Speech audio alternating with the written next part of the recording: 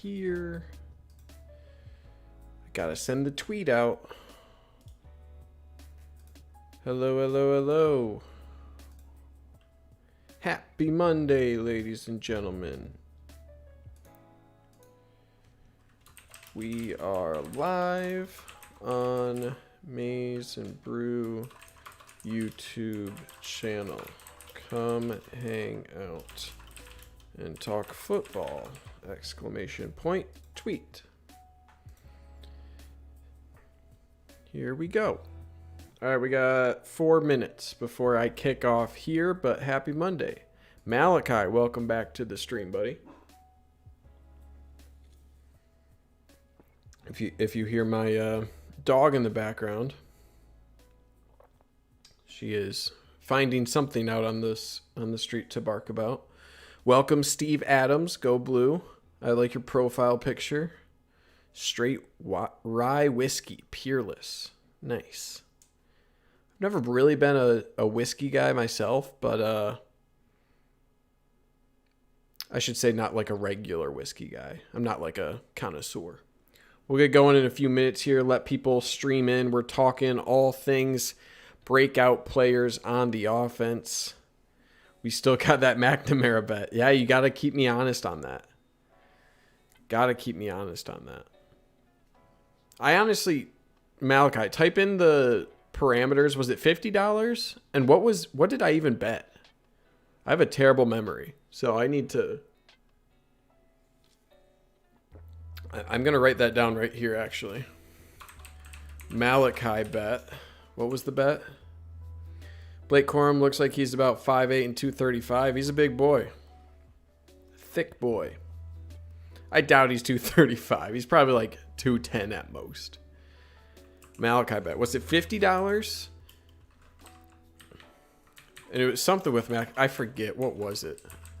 It was $5? Oh, okay. What was the bet, though? I forget what the terms of the bet was, Malachi. I need to write it down or else I'm going to forget it. We'll give another couple minutes here. See if there's any members in here. I'll kick it off with some shout outs there. Bowman starting or McNamara? Oh yeah, you thought it was gonna be Bowman, right? And I said I would pay you $5. $5 to Malachi if Bowman. Okay, so here's what we'll do. We're gonna say current bets. Okay, 5 to Malachi if Bowman starts at QB, right? And then it was 50 to, or like in a live stream, or to a live stream viewer. I think that's what it was. To a live stream viewer if Nolan commits. That's what it was. Okay. That makes sense. Thank you, Malachi. Thank you, Ross Hickson. Sometimes I say things and I forget things and it's just a mess. So I got to be careful with these bets, though. I can't let this list, accumulate or I'll get in trouble. But happy Monday, guys. If you're just joining, give me another minute. We're going to wait until 8:30. Don't want to jump the gun in case anybody has an alarm set on their phone. I wonder if people do that. That'd be kind of funny. But I said 8:30, so I'm going to stick to it. Stick to my guns. I'm rocking the here, I'll show this shirt. I got this shirt back in like 2009. I think my sister got it for me. Michigan brother. It cuz she went to Michigan, my brother went to Michigan, I went to Michigan. So I got it back in like 2009 when she was first going there, I think. It was a fun time. So you get to see my gross farmer tan. You're welcome. Okay. 15 seconds. Let's get it going. Andrew Decker, welcome to the stream. Speak of the devil. Let me get the chat out of the way. Want to send a quick shout out to the members of the channel. Dylan Girk, Alex Fuller, Aaron Bryant, Andrew Decker, who's here in the live stream, Sam Lee, Terry Pender, Keno Bear, and Logan Evans. These guys, or gals, I don't know any of these people personally. Don't want to make assumptions. These people have become members of the channel. If you want to become a member, head over to the Maize and Brew channel. You should just be able to go to, nope, not that. You should just be able to go to the Maize and Brew channel. If you go into the video, you have the join button, and that'll get you there. And that's it. So thank you guys for becoming members. I wanted to shout out everybody else. This is I was looking through the analytics today. This is the watch time from subscribers. So not subscribed is 67, subscribed is 32%. This is a huge number. This is like abnormally large. So 32% of you guys subscribe to the channel. That's like extremely good in YouTube terms. So I just want to say thank you. If you've subscribed, that's like a really high number in YouTube world. So I appreciate all you guys who have become members or subscribed. I really appreciate it. Okay, that's enough of me talking. Let's get to the film. Okay. So what am I looking at here? I'm already small head, so I'm out of the way here. So these were top 3 breakout players heading into the 2021 season. So I had to make the distinction, what's a breakout player and what isn't. Okay, what constitutes someone being a breakout player? And for me, it's someone that either wasn't a starter last year or didn't really get significant snaps last year, maybe a contributor who I expect to either become a starter or have a much more prominent role than what a lot of people would have expected coming into this season. So they're either ahead of schedule or they're going to make a big jump from where they were last year in terms of their place in the offense in 2021. So I do a lot of these videos because it makes me think a lot. It makes me go through the depth chart, look at a lot of recruiting profiles, kind of see what limited experience they have and what attributes I really like from their game last year and how important those are and where they had to develop still in order to get to this season and kind of what that all looked like. So I do it a lot for me, but then it's like kind of interesting to put it out there and see like how off base am I, how, you know, and I like putting out predictions because then I can go back and look smart if it did happen. Sometimes it comes back and you look really stupid. I think defense is going to be really, really challenging. I think offense wasn't too hard to put together a list. I think defense is going to be tough. I think I'm going to struggle with that. Okay, so right away here, Trevor Keegan. All right, this is my honorable mention. I couldn't put him in the top 3 because he may not even start. Depends on what the offensive line really looks like. But he was a member of the 2019 class. He was top 200 offensive tackle out of Illinois. Got some snaps late last year, displayed some pretty decent play against Penn State. Came in, I think, at left guard. And I really like his profile. He came in over 300 pounds. He has the like frame of a tackle, but he's able to be mobile enough to be a guard. So in terms of like his physical stature, he's there. Most of his issues last year that I saw watching that film from the Penn State game was just assignments, like just IDing the correct guys to block, right? And that's to be expected from a guy in his second year in the program, right? So I think last year was just a year too early for him, but I think that experience will serve him really, really well this year. So he's slotted, if not a starter, at one of the guard positions as like the 6th offensive line. So I don't expect him to be necessarily the best offensive lineman, but I think he's going to step up and be one of Michigan's, like, I'd say top 3 linemen. I just really like his profile going back and watching his film. I think he displays a lot of athleticism, and for his size, he's pretty mobile. So I think he's a really, really solid choice as an honorable mention guy. It's just a matter of how it shakes out in terms of, does Chuck Filiaga beat him out, right? There were some positive things said about him coming out of spring ball. So he could jump ahead. He's a guy with a little bit more experience. And I do think putting Trevor Keegan as number 4, that's almost with the assumption that Zach Zinter starts at center, because then that would open up another spot as an offensive guard, right? Because Zinter is your best, probably one of your best, if not the best offensive lineman this year. So if Zinter moves to offensive center and Andrew Vistardis is not the starting center, that opens up that spot just more likely for Trevor Keegan to get there. Noah Schroeder became a member Love the channel, man. Keep it up. Appreciate you, Noah. Welcome as a member. I appreciate that. It means a lot. And that's a sick car. What kind of car is that? Oh, it's just a Volkswagen? I like it, though. Volkswagen Golf. Tell you what, remember the Need for Speed Most Wanted game on Xbox, like 2007? That car was like one of the first cars you started with. I would soup that thing up for the rest of the game. I remember that car. I love it.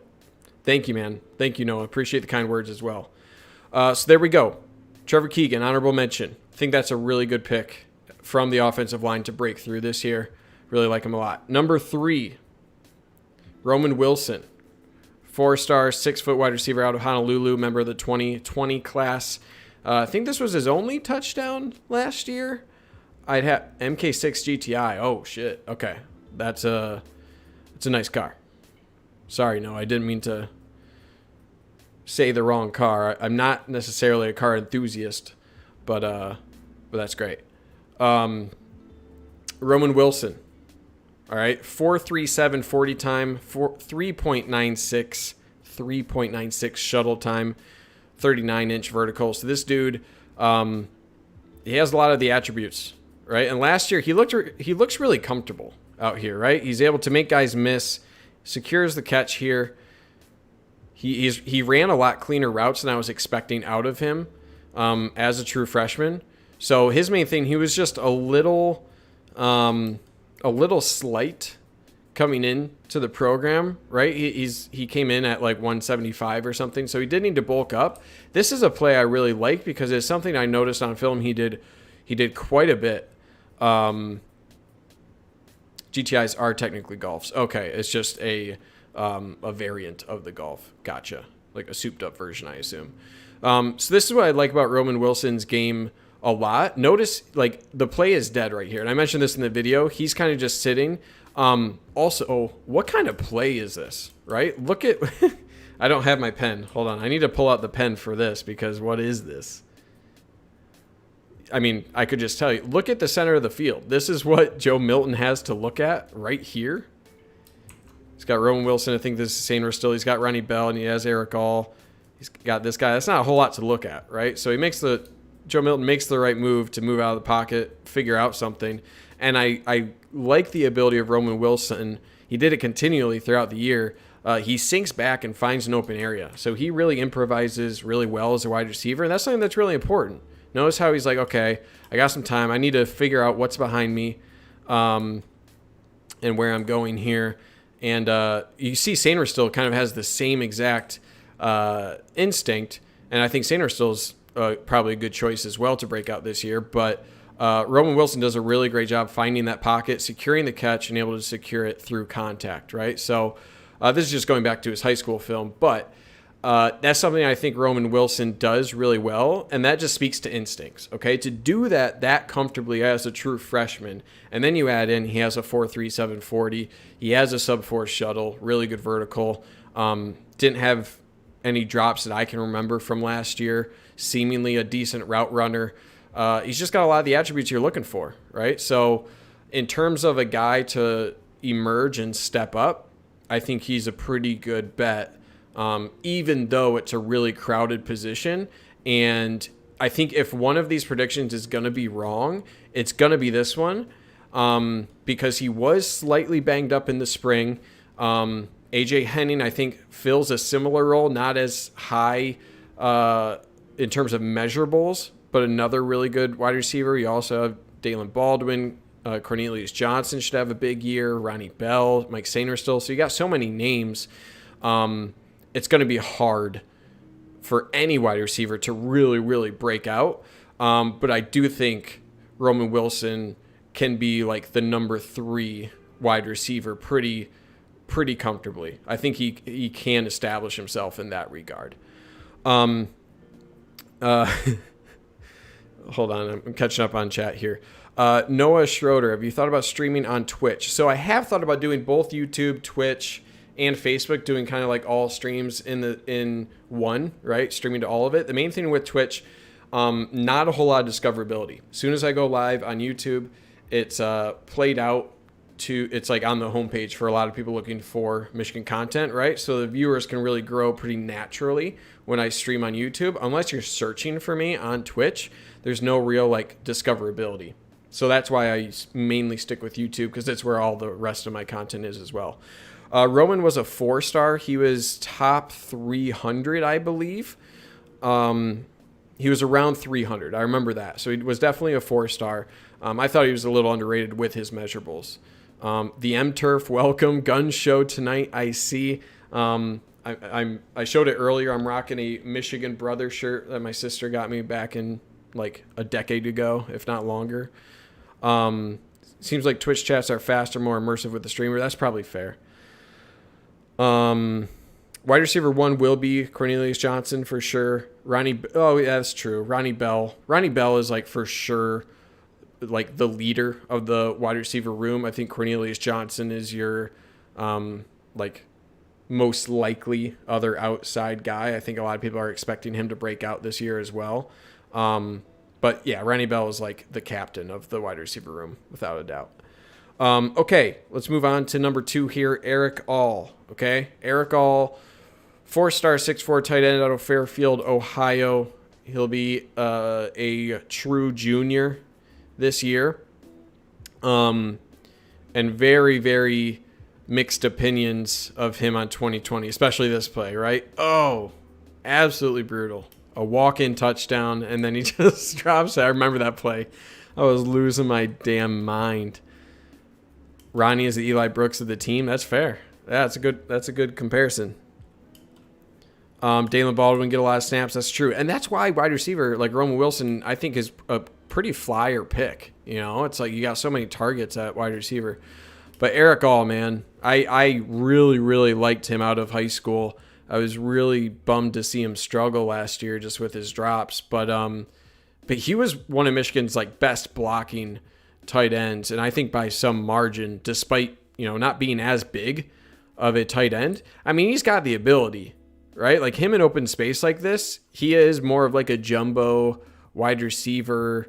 Like he's the tight end you want to go in motion for this play exactly, right? Like this is the exact mold of the tight end. I mean, he made like 2 guys miss right there, right? You consider how, like he outruns quite a few guys. Of course, the play design is meant to do that, but he just completely makes that safety miss.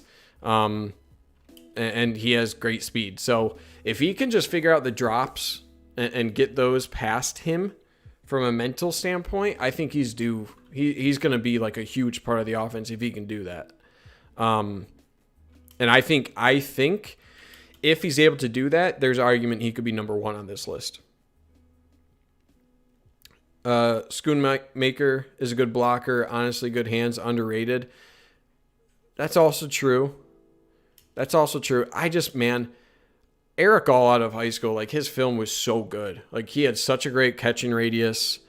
I think here's my thoughts, Schroeder, on the tight end room. I think between Matt Hibner, I really like the freshman Lewis Hansen. I think Schoonmaker is a good tight end. I think Eric All is like a true offensive weapon type of person for the offense. Not only can he block as a tight end, I think he brings a different element of receiving to the passing game as a whole that I don't think Schoonmaker. I mean, I think Schoonmaker can be a really good tight end, but I think Eric All is like kind of just a different mold of a tight end and very unique in his skill set. So I just think with how poorly I think Eric All performed in 2020, he's an easier candidate for a breakout year because I think his issues were more mental. No one out of high school was saying, oh, well, the hands of Eric All, they were all like, this dude's got some mitts, all right? Like, this dude can catch. So for him to be having a ton of drops last year, it was almost strictly mental, at least seemingly, right? It, like, you don't see that big of a drop-off for guys in that regard very often. So that's why I have high hopes for him. And he usually didn't have an issue, like, getting open, right? He's able to create some creases, ran good routes. It was strictly the blocks, or I'm sorry, the hands that he was not able to execute on. Blank name. Welcome to the stream. This offense is going to work. We'll be talking about how well the wide receivers are playing and not so much how the tight ends are playing. I mean, with how good the running back room is, those tight ends, you need to have some good blocking tight ends as well, right? So I don't know. I should have found some clips of Eric All blocking, because really it was like an underrated part of his game. I feel like a lot of people ragged on him for his receiving last year, but he didn't give enough credit as a blocker overall. I think he really, really shined in that regard. Oh, I just duplicated this clip on accident. Whoops. All his fluid, he has bursts you don't really see from tight end. Yeah, I think that's right.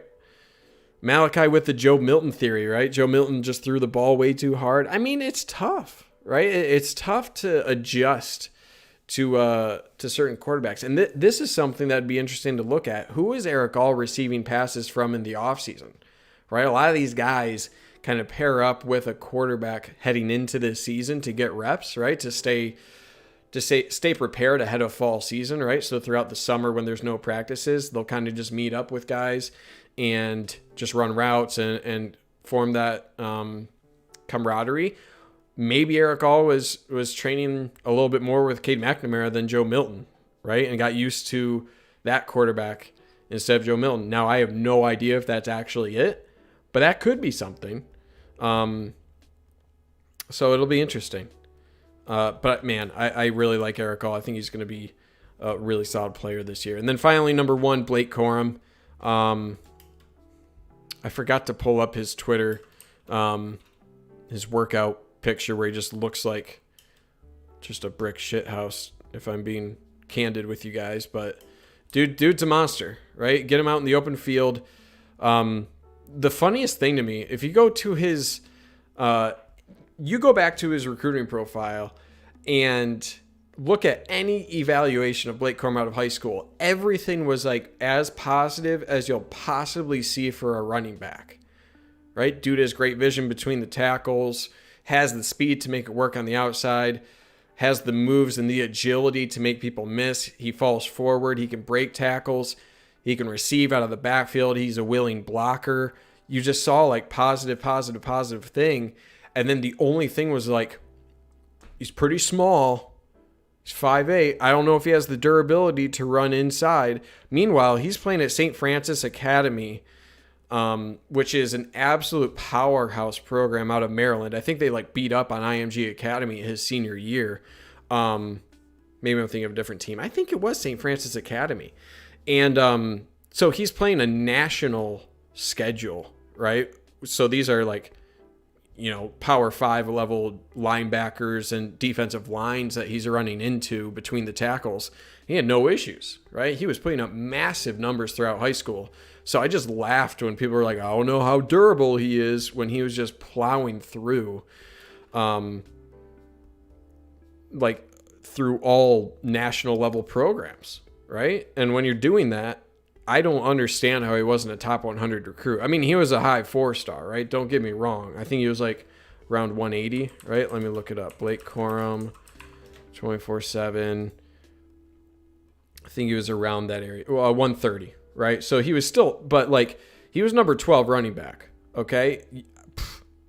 I mean, I know I'm biased here, but I don't know. I think he was closer to like a top 50 kind of guy. I truly think he was. Do you think Corum lost any speed putting on all that muscle this year? I mean, that's always a concern. If anything, he might have lost a little agility with that, but I bet he gained some durability. I bet he did.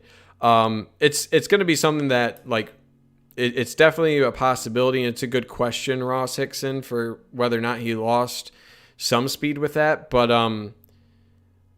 man, I think what he'll gain from that strength training is probably quite a bit. I don't know, man. I think if your main critique of a running back is, well, he's short, you're doing fine. If that's the one thing that's holding back a 5th star from your running back, I mean, he's got pretty good vision here. He's got good quickness to get to the spot. Main thing he was missing last year was patience, right? If he has a little bit more patience, not on this play necessarily, thought he did fine here, but in general, a little bit more patience would have served him well. But I mean, look at this cut, right? He's got great vision to cut back here, able to set up linebackers really well. I mean, he's got the agility right here. Boom, one cut, boom, and gone, right? So he's got everything you would look for in a running back. The only reason that he won't blow up is because you have Hazan Haskins, who I think is just a really pure running back and a really, really solid running back. And you have Donovan Edwards, right? So it's going to be more of just a matter of carries than anything else. But, man, I mean, he's a gamer. Again, look at that cut, right? This is against IMG, right? At least that looks like IMG. Yeah, that has to be IMG. Watch him just absolutely, like, look at that cut. You're telling me that's not an elite cut right there? Boom. Look at that poor defensive end here. What is this guy even doing? He's just lost. And this guy just gets his ankles broken. Boom. Gone. See ya. So, yeah, man, I was as high on Blake Corum.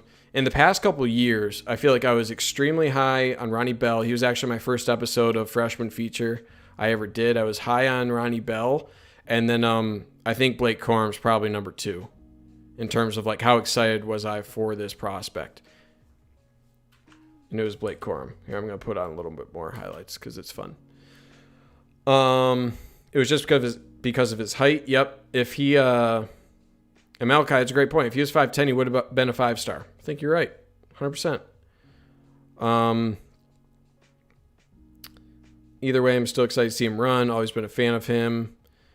When Hassan goes pro, Donovan Edwards, Corum 1-2 punch is going to be lethal. Yeah. It's going to be crazy. And I really like Tavier Dunlap. I think he'll fill in kind of after Hazan Haskins. He'll fill kind of a similar role. Man, look at that. This play, I love this play. This is against, I know this team. Where did Damani Jackson play? Right? I think this is Damani Jackson. Where's Damani Jackson from? He's from California, yeah. Matter Day. That's it. Xavier Worthy didn't turn out well. Oh, yeah. Yeah. I think this is like one of those clips. I can even remember going back and watching the film where I was like, all right, this dude's going to be something, right? Receive the handoff, just boom. Foot in the ground, boom. That acceleration, make guy miss, second guy miss, and then boom. Even something like this. Look at how small of like a little adjustment this is, right? He's got his eye on this guy right here. I love the nuance of a running back, right? So he understands he has all this room. He's going to go back this way and force this guy to make a tough decision. Do I slow down into this block or do I try to potentially stop the cutback lane right here? So him cutting back just a little bit here messes with this guy's head. He turns his back and then he cuts back to the sideline, makes it an easy touchdown. It's just like boom, boom, and he's gone, right? Just little subtle things like that I look for in a running back's film where it's just like, okay, this guy gets it, right? Blank name Dunlap speed is being criminally underrated. Blueprint J, what's up, buddy? How's it going? Welcome to the stream. So yeah, man, Blake Corum is number 1 on my potential breakout players. It seems like an easy pick, right? But he's also a guy, he didn't have like that much last year. Like he showed a lot of flashes, right? But not really a guy who truly like broke out last year. So I think it's an easy candidate. So that's my top 3 with the honorable mention. Other choices I was thinking of, I think Zach Zinter, but I consider him already pretty established. I considered Cornelius Johnson. He was another guy who I thought was kind of already a starter, right? I think of any offensive player to really jump from being already a starter to being like top of the conference level type player, I think Cornelius Johnson probably has the biggest potential in that regard. And then kind of like Cade McNamara, right? If the offense really explodes, that's going to that's going to be a thing where K McNamara is going to get a lot of love for that, and rightfully so. And Donovan Edwards, that's a good one, Malachi. Thank you for bringing him up too. It's another name where I think he's going to be very similar to what we saw from Blake Corum last year, where you'll see a flash from him, right? Maybe 2, 3, 4 touch, probably 4 to 5 touches per game. We'd be like, all right, this guy's going to be something, right? It's just a matter of getting him ramped up, getting him up to speed. But you got other weapons, I think, to take advantage of, and really good weapons at running back to where you don't need to rely on Edwards too much, but Edwards brings a skill set, especially in the receiving game, where it's just going to be tough to keep him off the field. So I think Edwards is another really solid choice. I probably should have put him as honorable mention number 2. And then another receiver. I think you got Henning could be, AJ Henning could be a really good opportunity for him to step forward this year. Dalen Baldwin, another breakout candidate. Blueprint J, love your videos, bro. Keep doing your thing. You too, buddy. Keep up the interviews there on Green Room. That's it's exciting stuff. That's good stuff. Keep that up. Noah Schroeder going to the home opener. I'm so excited. That's great.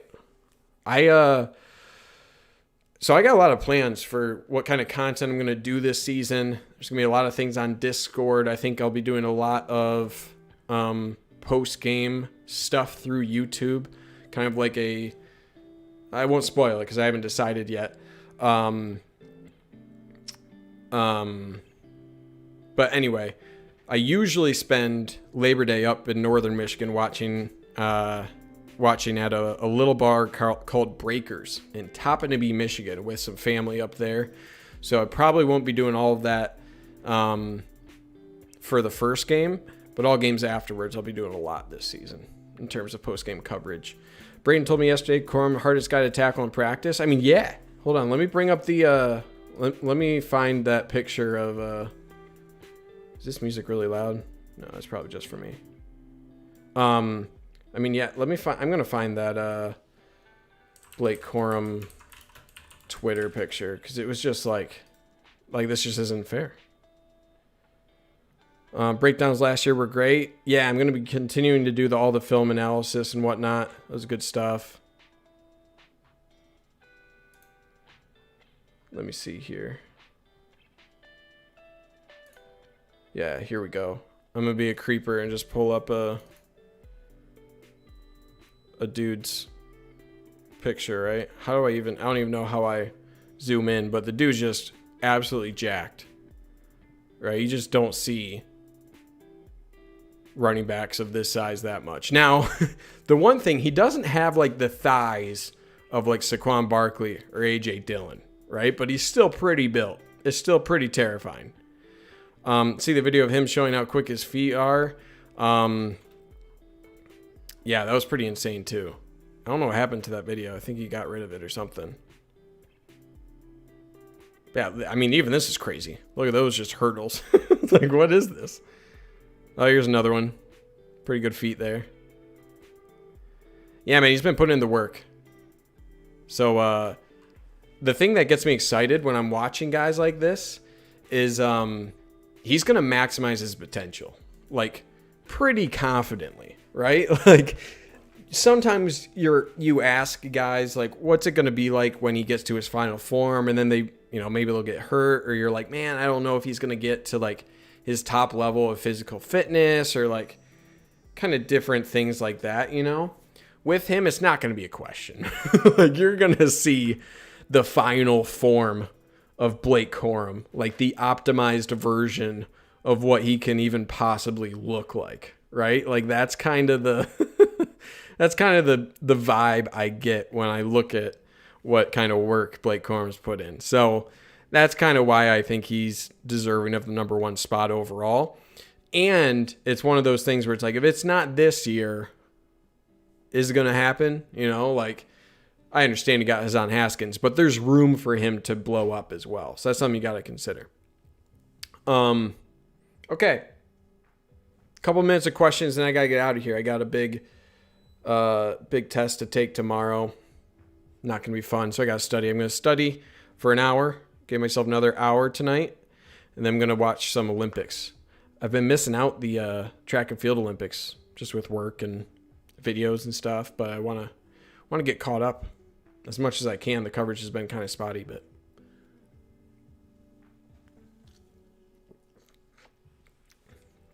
ooh, Schroeder with the Maize and Brew emoji here. So what I'm going to be doing also, I don't know how quickly, but for members, I'm going to have like the badges where it'll be like 1 month, 2 month, 3 months. So if you're a continued member, you get those exclusive badges and stuff. Could be pretty fun.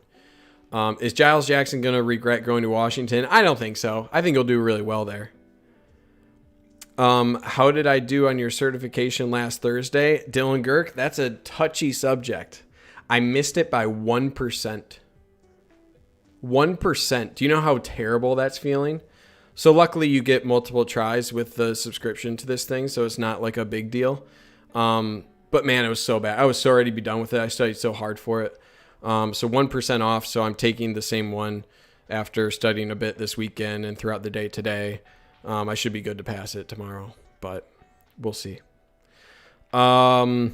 Official Big Ten commissioner says your mom. That's brutal. That's not great. Noah Schroeder, a realistic 90-3 is my prediction. I'm actually going to have a video. I don't know if it's going to be this week or next week, a live stream kind of going through game by game predictions to give my overall prediction of the season. I might do that closer to the season, but I'm definitely going to do a live stream of that. I need to do a little bit more research on the programs throughout the Big Ten. I'm usually like just dialed in, like locked in on Michigan, that I need to like expand a little bit. More basketball reviews next year. Do you mean like the like post game videos? I'm hoping those are really fun. A lot of people really like those. So yeah, like the live recaps and stuff. I mean, I wrote a whole program to make the editing process much easier for me. A little Python program to do that. So yeah, I hope I can still use that. Put enough time into it. I think we're gonna go 15-0. That's not true, official Big Ten commissioner. I mean, I hope you're right, but nope. Are we gonna be better in basketball or football? If we're not better in basketball, then I don't even know, man. It's a national championship caliber basketball team next year. I truly think. Defensive coaching staff is just too young for football this year. I think the offense could be really good. I think it could be really good. But we'll see. Any chance we can get shirts, hoodies, crew necks with a logo for the channel in the future? I wanted to do that. Do like a giveaway for members of the channel and stuff like that through merch. I think that's a really good idea. Logan Evans, welcome, fellow member of the channel. But Logan, I'd have to talk with Anthony for that because I don't have a good handle on where all the merch is and what's the current situation for that. But I'll bring it up with Anthony. That's a good reminder. I'll make note of that. Unless we're number one in both. Yeah, keep dreaming, Noah. Caleb Houston already projected as a top 5 pick for the NBA. I mean, dude was showing out for Canada, right? In the not the Olympics. What was it? It was a tournament before the Olympics. Was it the under 18 Olympics or something? Junior Olympics? I don't know what the term was. Imagine everything clicks when we come out in prime. Malachi, stop getting my hopes up. All right. Okay, guys, I'm out. Thank you, members, again. Everyone who showed up. Noah Schroeder, new member from this live stream. Appreciate you. Logan Evans, welcome back. Dylan Girk, another fellow member. You guys showed up today. Appreciate that. Appreciate you guys coming to hang out. Everyone who came out. Andrew Decker as well is here. So appreciate all you guys. Appreciate all you guys who have subscribed to the channel as well. That's been really helpful. We're approaching 5,000. I got to start thinking about what fun thing I should be doing for 5,000 subscribers. So yeah, appreciate you guys again for coming out. I will be doing a live stream same time on Wednesday night. The exact topic is to be determined. Leave a comment if there's a certain topic. Maybe I can talk about Ewers, right? Is that how you pronounce his name? The quarterback for Ohio State. I didn't touch on that today. I could talk about that a little bit. Yeah, lots to talk about, man. It's football season. But yeah, guys, take care. Have a great night. See you Wednesday. Throw a like on the video. You guys know the drill. Subscribe if you haven't, yada, yada. But have a good Monday night. All right, if there's one thing you do, have a good Monday night. And I'll see you on Wednesday. All right, guys, go Blue.